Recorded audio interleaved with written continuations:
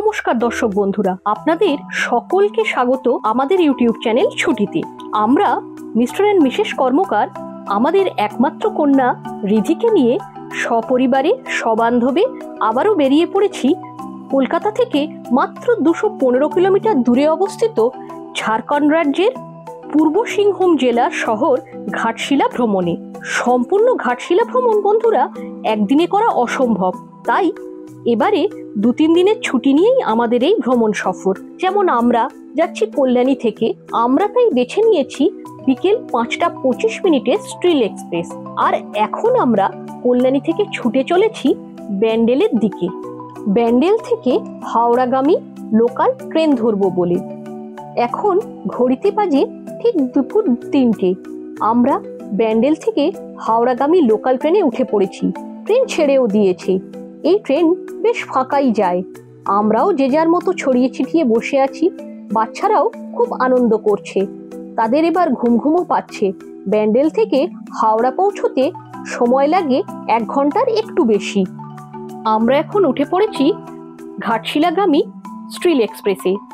বাচ্চা নিয়ে লাগেজ নিয়ে এই এতটা পথ হেঁটে এসে আমরা খুবই ক্লান্ত হয়ে পড়েছি, তাই আর ট্রেন থেকে নামতে ইচ্ছে করছে না। তবে বন্ধুরা, মনের মধ্যে ঘুরতে যাওয়ার প্রবল উৎসাহ উদ্দীপনা অনুভব করছি। সঠিক সময়ে আমাদের ট্রেন হাওড়া থেকে রওনা দিল ঘাটশিলার উদ্দেশ্যে।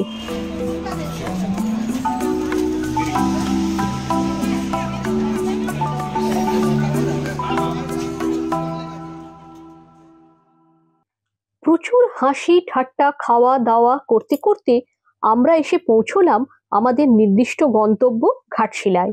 ট্রেন আধ ঘন্টা মতন লেট করেছে। 8:30 ছিল রাইট টাইম, কিন্তু আমরা পৌঁছলাম প্রায় রাত 9টায়। এবার আমাদের জয়মা সন্তোষী গেস্ট হাউসে যাওয়ার পালা, যা আমরা আগের থেকে বুক করেই রেখে এসেছি। আর গেস্ট হাউস থেকে অটো বলে রাখা আছে, সেই অটোও এসে গেছে আমাদের গেস্ট হাউসে পৌঁছে দিতে।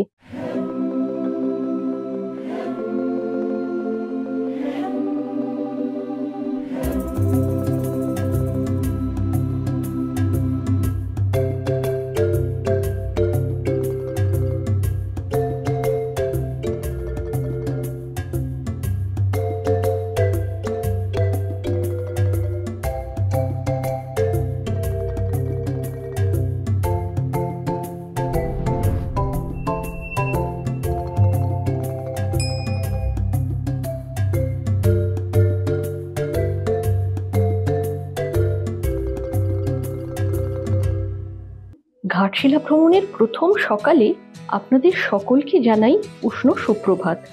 বন্ধুরা, আজ আমরা বেরিয়ে পড়েছি ঘাটশিলার দ্রষ্টব্য স্থানগুলো পরিদর্শন করতে।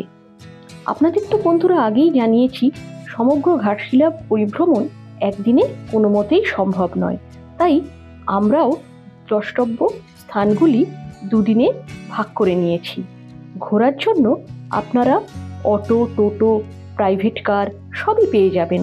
আমাদের গেস্ট হাউস থেকেই গাড়ি ঠিক করে রাখা রয়েছে। আমরা এসেছি এখন বাংলা বিখ্যাত সাহিত্যিক, ঔপন্যাসিক আর আমার খুবই পছন্দের লেখক শ্রী শ্রী বিভূতিভূষণ বন্দ্যোপাধ্যায়ের বসতবাটি গৌরীকুঞ্জে। বিভূতিভূষণ বন্দ্যোপাধ্যায় তার জীবনের বেশ কিছুটা সময় এই ঘাটশিলা শহরেই অতিবাহিত করেন। এখানেই তার লেখনের মধ্যে দিয়ে বেরিয়ে আসে সেই সব কালজয়ী উপন্যাস, যেমন রঙ্কিনী মাতার খড়গ, আরণ্যক প্রভৃতি। তার পরলোকগতা স্ত্রী গৌরী দেবীর উদ্দেশ্যেই এই বাড়ির নির্মাণ করেন। তার জীবনাবসানও এই ঘাটশিলার শহরেই হয়। বর্তমানে 5টি বাঙালি ক্লাবের উদ্যোগে এই বাড়িটি সংরক্ষিত। বন্ধুরা, বাড়ির ভিতরে ছবি তোলা বর্তমানে নিষিদ্ধ, তাই আপনাদের জন্য বাড়ির প্রাঙ্গণের দেওয়াল চিত্রই ফ্রেমবন্দি করছি।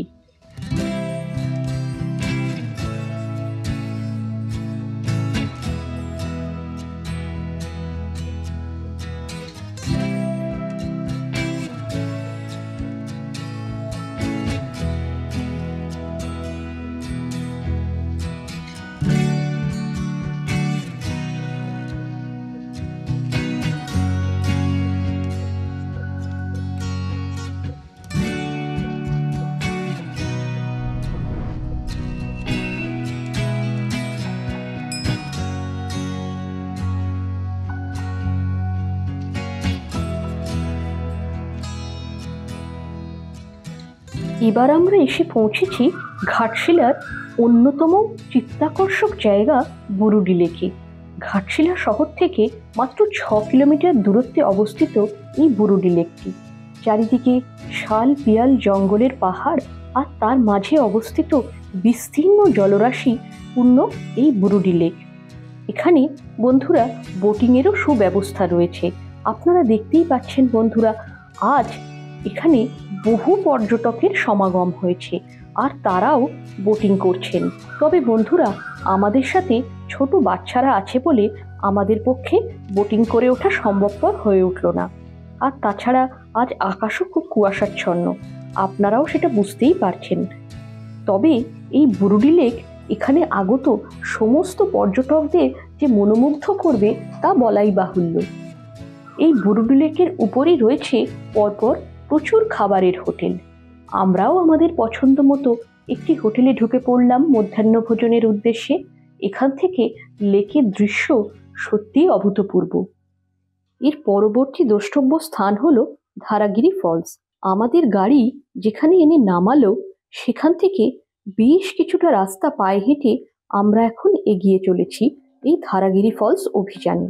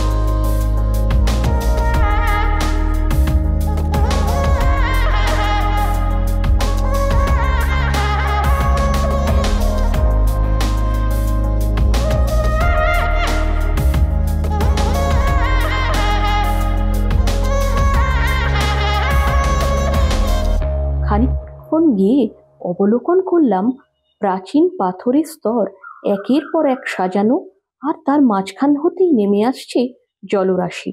নাম ধারাগিরি ফলস। স্থানীয় লোকমুখে শুনলাম এখানেই 80 দশকের কালজয়ী হিন্দি সিনেমা রাম তেরি গঙ্গা মাইলির কিছুটা অংশ শুট হয়েছিল। অ্যাডভেঞ্চার প্রিয় মানুষদের কাছে এই ধারাগিরি ফলস একটি আদর্শ স্থান।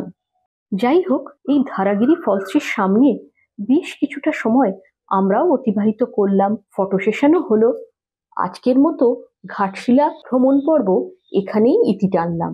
পরবর্তী পর্বে আপনারা দেখবেন সুবর্ণরেখা নদীর তট, রাতমোহনা, সিদ্ধেশ্বর পাহাড়, গালুডি ড্যাম, মাতা বৈষ্ণোদেবীর মন্দির ও ফুলডুঙরি পাহাড়। তাহলে আজকের মতন এখানেই শেষ করছি বন্ধুরা। আপনারা সকলে সুস্থ থাকবেন, ভালো থাকবেন। নমস্কার।